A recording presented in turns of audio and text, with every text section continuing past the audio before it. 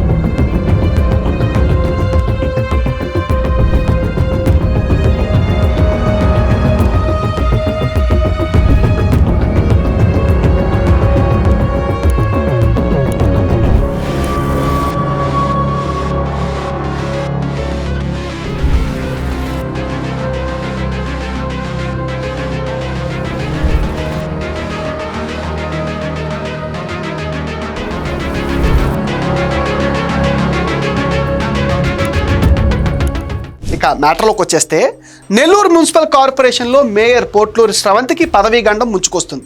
ఆమెపై అవిశ్వాస తీర్మానం నోటీసును 40 మంది కార్పొరేటర్లు జాయింట్ కలెక్టర్కు అందజేయడంతో ఆమె పదవి పోవటం గ్యారంటీ అంటున్నారు.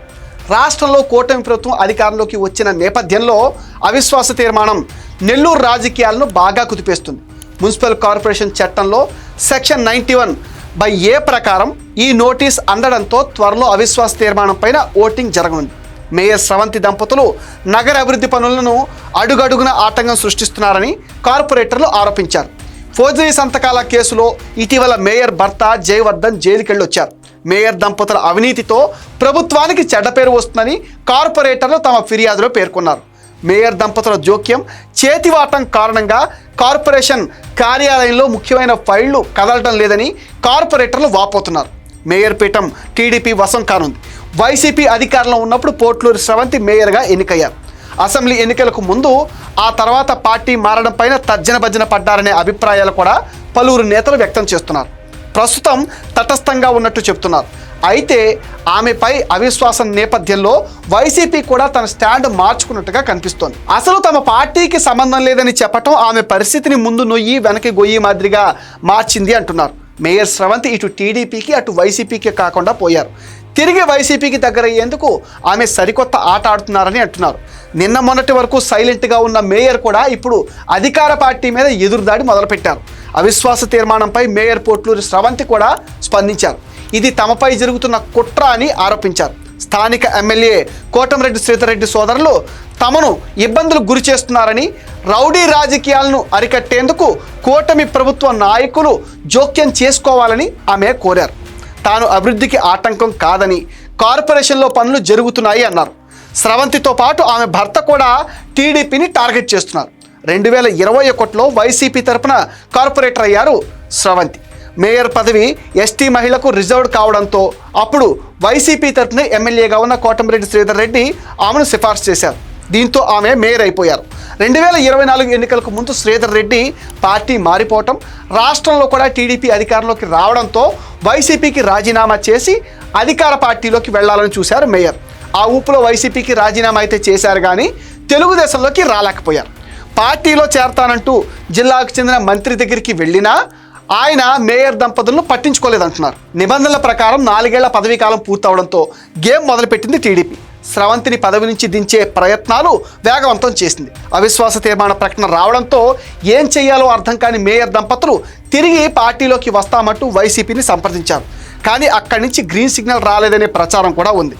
టీడీపీలోనే చేరిన కార్పొరేటర్లను తిరిగి తీసుకురావాలని షరతు విధించారట.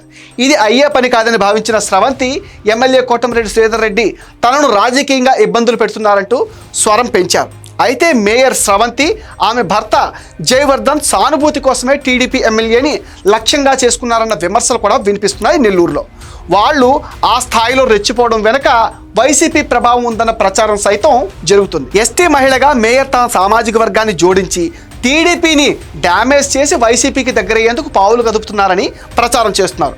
వైసీపీ తిరిగి దగ్గరకు తీసుకుంటుందని మేయర్ దంపతులు ప్లాన్గా అంచనా వేస్తున్నారు ఎమ్మెల్యే కోటమిరెడ్డి వర్గీయులు. మరోవైపు మేయర్ పదవి కోసం రూప్ కుమార్లు పావులు కదుపుతున్నారు. ఓవైపు మేయర్ దంపతుల విమర్శలు, అందుకు ప్రతిగా కోటమిరెడ్డి అనుచరులు కౌంటర్లు పేలుతున్నా వైసీపీ మాత్రం సైలెంట్గా తమాషా చూస్తుంది.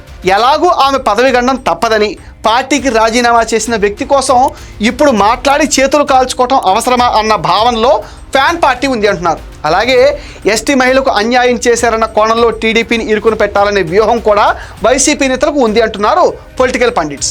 చేతులు కాలేక ఆకులు పట్టుకున్నట్టుగా వైసీపీకి రాజీనామా చేసి తప్పు చేశామనే భావన మేయర్ దంపతుల్లో ఉన్నారు. ఇప్పుడున్న పరిస్థితుల్లో పార్టీ సపోర్ట్ ఉంటే కథ వేరేలాగా ఉండేది. అవిశ్వాస తీర్మానం తర్వాత అయినా తిరిగి వైసీపీలోకి వెళ్లాలని భావిస్తున్న స్రవంతి అందుకే తమను టార్గెట్ చేస్తున్నారని అంటుంది కోటమిరెడ్డి వర్గం. మేయర్ మీద అవిశ్వాసం నోటీసులు మాత్రం నెల్లూరులో పొలిటికల్ సెగలు రేపుతున్నాయి. ప్రస్తుతం నెల్లూరు కార్పొరేషన్లో తెలుగుదేశం పార్టీ బలంగా ఉంది. కార్పొరేషన్ పరిధిలో 54 డివిజన్లో టీడీపీకి 43 మంది, వైసీపీకి 14 ఓట్లు ఉన్నట్టు తెలుస్తుంది. 2 డిప్యూటీ మేయర్లు, ఎక్స్ అఫీషియో సభ్యులుగా ఎంపీ, మంత్రులు, ఎమ్మెల్యేలు మద్దతుతో మేయర్ పీఠం కూటమి వశం కావడం లాంఛనమే అంటున్నారు. నెల్లూరు కార్పొరేషన్ పదవీ కాలం ఏడాది మాత్రమే ఉంది. ఎవరు పీఠాన్ని దక్కించుకుంటారనేది చర్చ జోరుగా సాగుతుంది. పార్టీకి విధేయులు, అన్ని వర్గాల ఆదరణ కలిగిన వారే మేయర్ పీఠం ఎక్కుతారనే అభిప్రాయం కూడా వ్యక్తం అవుతుంది. ఇది మెటా న్యూస్ అప్డేట్. ఈ వీడియో పైన మీ ఒపీనియన్ని కామెంట్ సెక్షన్లో మెన్షన్ చేయండి. Please support meta news. Please subscribe meta news.